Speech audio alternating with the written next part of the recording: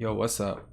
My name is Forrest, and I'm gonna do a real DNF tier list. Actually, I already did it, but that's besides the point. I'm gonna go over it real fast. So, this is basically the conclusion I came to, right? And before I get into that, I just want to say, stop. I don't understand why people are downplaying this game so much. The game is fun. It has good netcode. The characters look fun. The sounds are fun. Or the voice acting is not bad at all. I think it's really good. So like, why why are so many people downplaying it? I think I know what it is, and I think it's because the game is also really easy. Like the game really is really easy. I'm gonna give an example after this, but I feel like because the game is really easy, when players who are like really actually good at fighting game, like have quote unquote for good fighting game fundamentals and see themselves as good players, when they see themselves get scrubbed out by something like silly, it kind of hurts their ego. Like no one wants to admit like, damn, I really lost because I didn't block low. Because it's really it in this game is really that simple. Something very simple. You can just don't block low, you lose 80% of your health, 70% of your health, right? And that type of tomfoolery on top of the inputs are bad. I'm not gonna lie. The inputs are kind of whack. I do catch myself trying to do like a roll, a back, like 2-1-4 in a magic spell, whatever, and I'll just get DP. And it has cost me a few games. So that is crazy annoying. Strive had the same problem and they just fixed it. But yeah. So I think a lot of people are downplaying the game because no one wants to just say they got beat by a scrub. And that's kind of this game is just not hard. So I'm gonna go over this tier list and yeah. So for this is not in any particular order. This is the order I chose to put them in. So Berserker, I also this tier list is based off of risk aversion. So basically,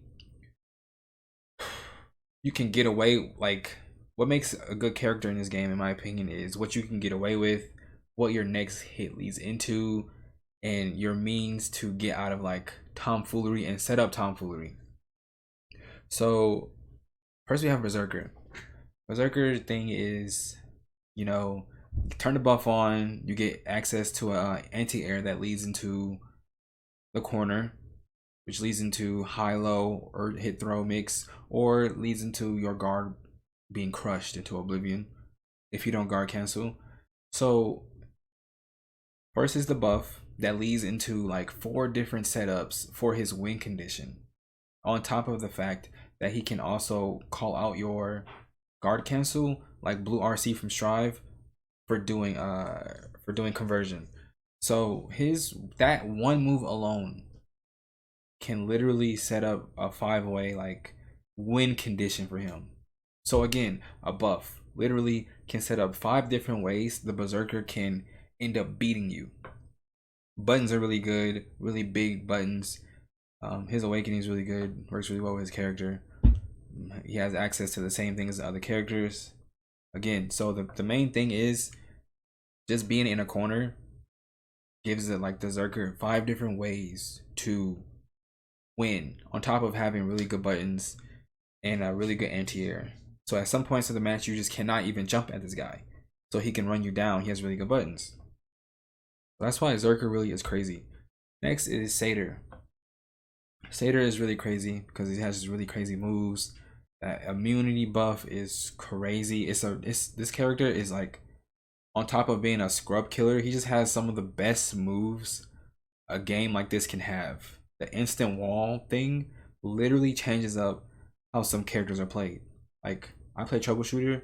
Troubleshooter versus Crusader is a whole different game because you can't jump. Jump grenade is troubleshooter's bread and butter, favorite button to use. You can't do it because when you jump in the air, at any point you jump in the air, you are susceptible to this guy's win condition, which is just so much. and on top of his buff, and he has like more health than other characters.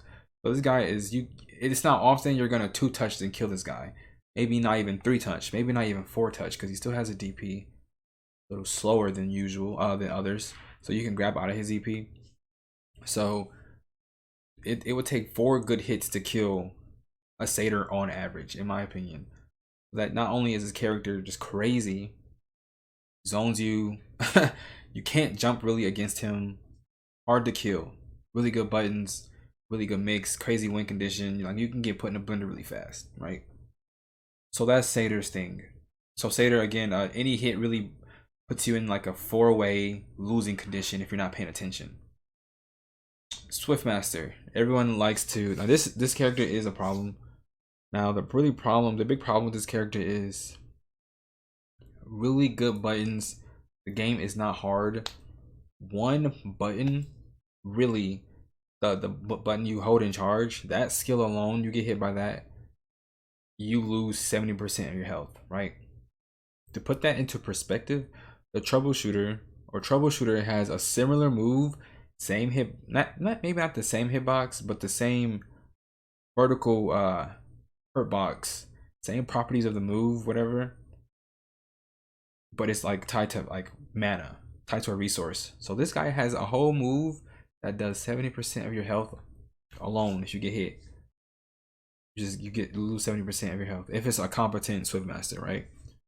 On top of the Gucci belt, on top of being a small body, on top of having access to the Gucci belt, kind of initiates new types of mix. So he has his own layer of mix.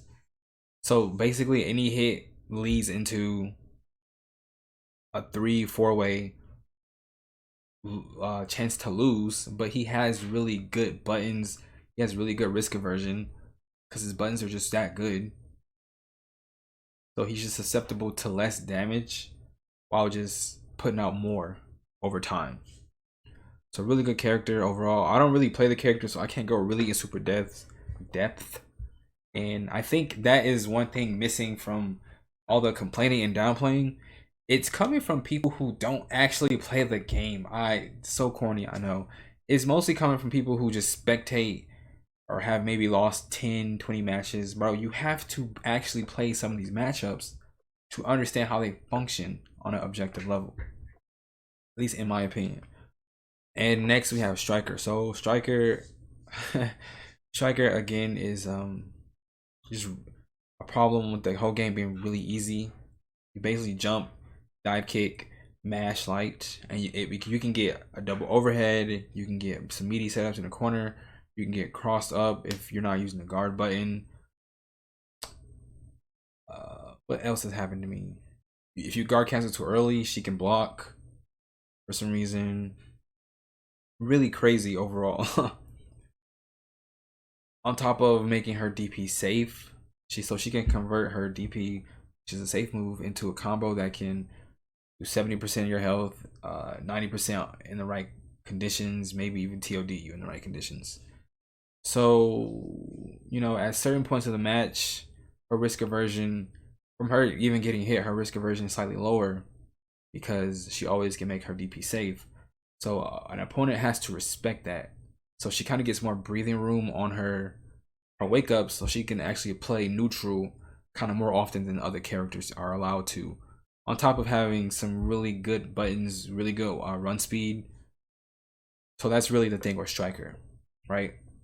Really good opportunity for buttons, really good in scrambles. She has really good like mix in my opinion. Like you don't see, at least I didn't, the ones I played online, some of those strikers I really never saw some of those setups coming, like some of the throw setups, the dive kick setups in the corner.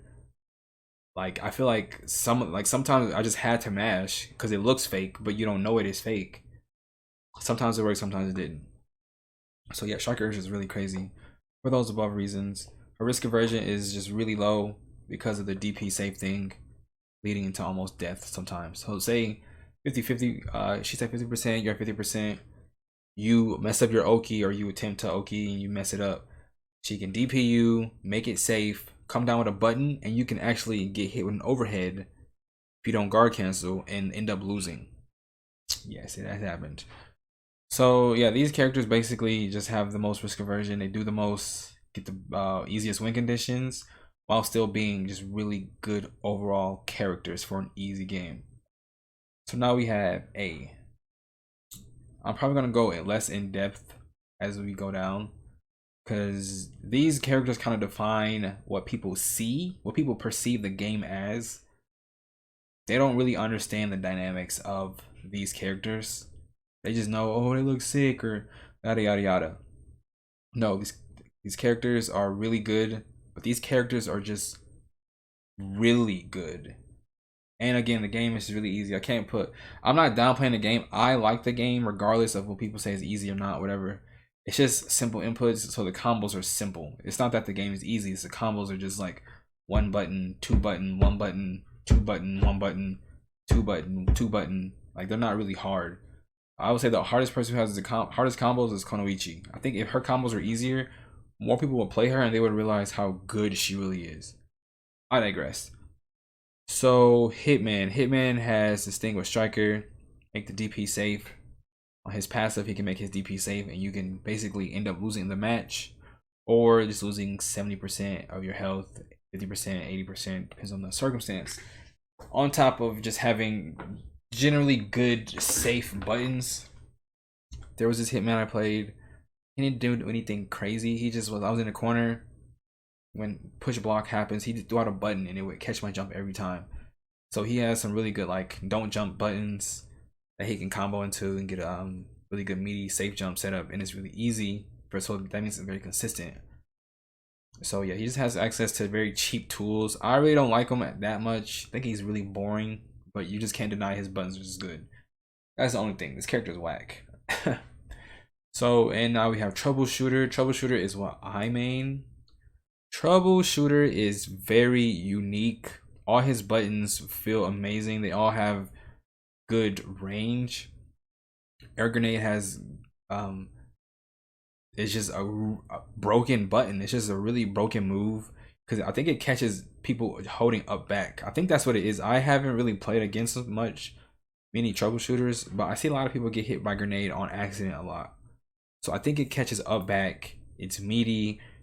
You can't really jump at the troubleshooter when he's throwing it at the right because of the spacing on it, while having access to very long range spells that always get, like, he always gets Oki off every hit. That's really why I love this character. Every hit you can just get your set play, your win condition set up. Net is really cool, and my thing also is you don't even have to use all of the troubleshooters tools to get the best out of the character. So in my opinion, I think stuff like that is really good character design, where you're not punished for not knowing how to play the character 100%. Like, I can't consistently do the net run up P-Link whatever shoot to make. I can't consistently do it online. I can do it in the lab. I can't do it in the match. So, but I still love the character, and I got to whatever is below legend, Terranite or Terror, whatever it is. So I got to that rank with like I probably had like a 80% win rate with troubleshooter. But I think troubleshooter is like a top 7, top 6 character. The tech is just not there yet. Like, his setups, in my opinion, are just really good option select setups. The tech is just not there yet. And next we have Konoichi. Konoichi has she can play lame. She has really good mix, really good camouflage, really good throw setups, really good safe setups. Keeps you blocking the double jump. If you don't know how to punish it, you just lose. I mean, you can take your turn back and get high-low mix. She has really good high-low mix. She has a lot going on for her. Fast character. Annoying ass projectile. This character is wherever, like, troubleshooter and this character are neck and neck for real. Really amazing character. Like, if I could do her link, there's one combo I just can't do it. It's like in the trial too, the teleport flame grenade thing. I cannot do it. I need to practice more. But yeah, this character is nuts. Like, definitely nuts. Like, if these characters weren't as nuts as they were, she would be like top 3 contender. Okay, so Grappler. Grappler is consistent, a very consistent 2-touch character. Has some really good setups. I like how Brian F was playing him. No one online played him like that. Using the armor move to cover the ground and gray health to basically scare the opponent to jumping or doing something, so you can gray health armor move again. If they press a button, they get hit, get caught in the blender, they jump, you can react and just do the jumping move, whatever. And you very consistent two three toucher character. I just like his game plan. You know, patient, turtle, punish impatient players. Dragonite. I did not play. I played one Dragonite when I was trying to promote out of Diamond. It's pretty annoying. It looks like the Dragonite kind of revolves around the fireball, like doing the fireball and getting the OTG off the fireball, then comboing off that, and the dragon putting you in block stun and then running up and getting mix. I couldn't figure out anything around that. But I think Dragonite is consistent at checking your opponent for what they know about your character. So the more you know about Dragonite, the more advantage you kind of have, because she's a very sneaky character. There's some grease there for some real mix.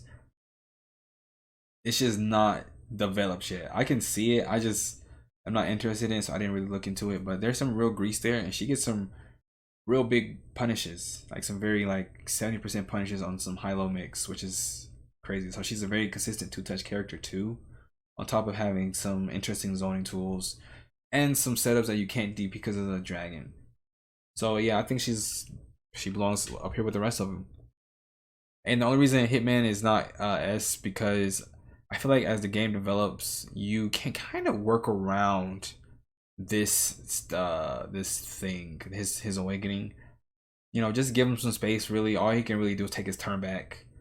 That's just, it probably only happens once a match anyways, so it's really just an ace in the hole. It doesn't really make up for what she can do. Just wanted to clarify on that.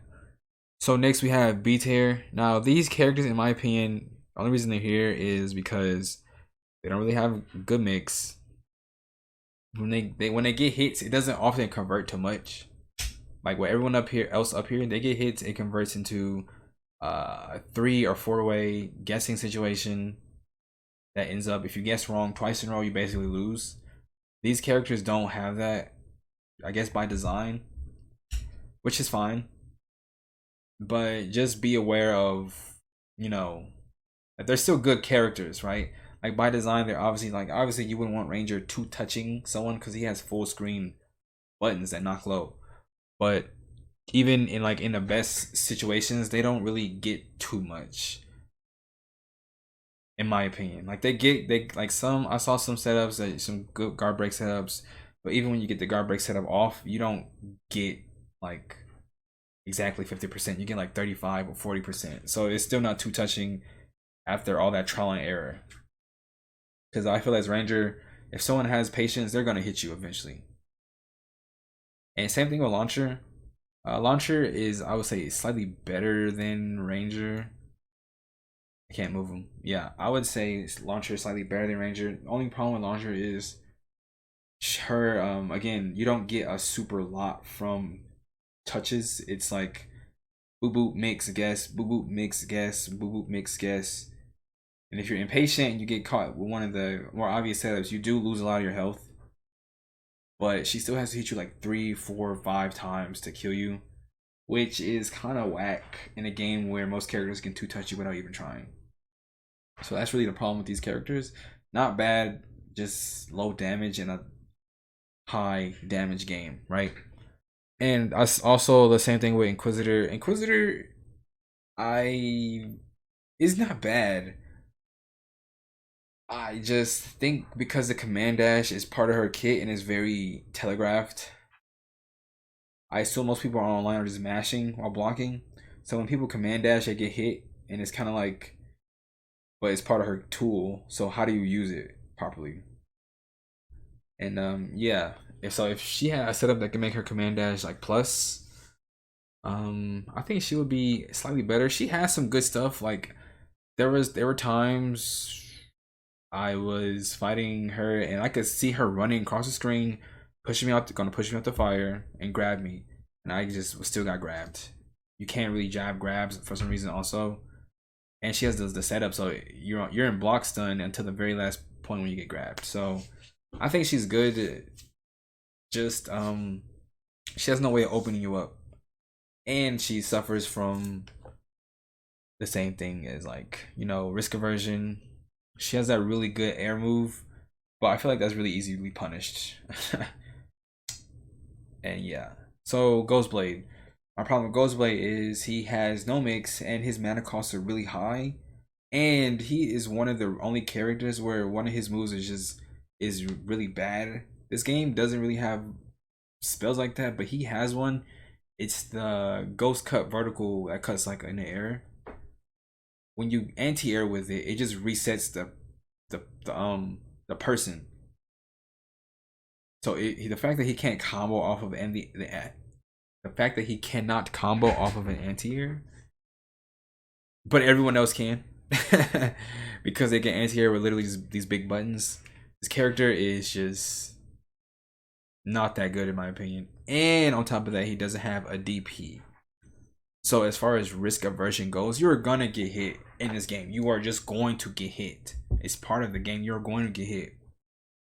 So when he gets hit, he has to take. Most people probably have to take a 3-way, 4-way mix. You still have DP, so you can avoid some stuff, some setups. This guy has no DP, so he has to, like Striker versus Ghostblade, he has to take all those fake overheads. He has to take all the strike throw mix. He has to take everything these guys have to offer with no means to escape because no DP. And same thing with Vanguard. Vanguard's DP is not bad, but it's crouching low. So even though he has, like I said, Ghostblade, my bad. Ghostblade mana costs are also too high, and he can't even. It feels like he can't consistently two-touch. I know he has those little corner setups with the overhead and the ghost you can't really see, but they don't consistently two-touch, I think. And you're still stuck playing a character with no DP. On to Vanguard. So Vanguard, problem is he can't even link his normal buttons into his C moves, or whatever you want to call them, heavy moves, C moves, like everyone else. Everyone else in the cast, I think, can get a true block string. I don't understand why he can't. I don't really understand. Like, I just don't get it. Like, it's like you get Awakening with Vanguard and it doesn't matter because your own moves gives you too much push block, so you can't you can't stagger your own moves really. Yeah, Vanguard is just a scrub killer, and I don't mean that in a bad way. Like, obviously, if a good Vanguard, you're playing against a good Vanguard, he's probably most likely gonna beat you anyways because he plays the character really well. He knows what to look for. But as far as like evenly skilled players go, Vanguard versus anyone up here most likely is going to lose, just by how the design the character works with the in tandem with the other characters in the game. And again, that DP is not that good. You're gonna get hit. You're gonna get put up in a setup that's gonna leave you guessing, and guess wrong twice, you will die. And yeah, that's really it. So the game, again, the game is fun. The problem is these 4 characters are just, they just make you, it's just like you get hit by one thing and you are out. Some rounds you are just not gonna get a chance to play the game, and that's what these characters really embody. That's actually what a lot of these characters embody. But being a tournament player, there's no reason to, like, if you are serious about tournament play and stuff, and you really like something down here, there's no reason to play anything down here when these exist. And I imagine playing against these characters over and over and over, it's just also, it's not fun. I had fun in the ladder, learning the matchups from scratch, but I couldn't imagine sitting down to play a very competent Swiftmaster every week for money. I feel like, so yeah, I understand but I feel like it's not like, give the game a chance, right? Let tech develop, give the game a chance. And we can also get, I want to get into Lost Warrior and Enchantress, and that's the video. So Lost Warrior, if I had to rank him, I would say he's between B and A, because Lost Warrior can do a lot of damage. I just think the tech just has to come out for some really crazy setups, because he has some crazy setups. You have to use a guard button against him or you just lose. And Enchantress, another character, the tech just has to come out. So I don't know where to place them, but that's the video. And yeah, I'm really open to discussion or tier list, even though most people aren't. But that's just how I feel. I think some slight changes would just could fix the game, or could fix the problem. But we'll see. Anyways, take care. Don't let no one downplay your favorite game. Hopefully this is not your favorite game. It's a fun game, but it's definitely not. Should be no one's favorite. It's okay if that's your favorite game. But take care. Shout outs to troubleshooters. Shout outs to me for finding a troubleshooter tech. And shout out CJ. Shout outs Agni. Shout outs Dayan. Peace.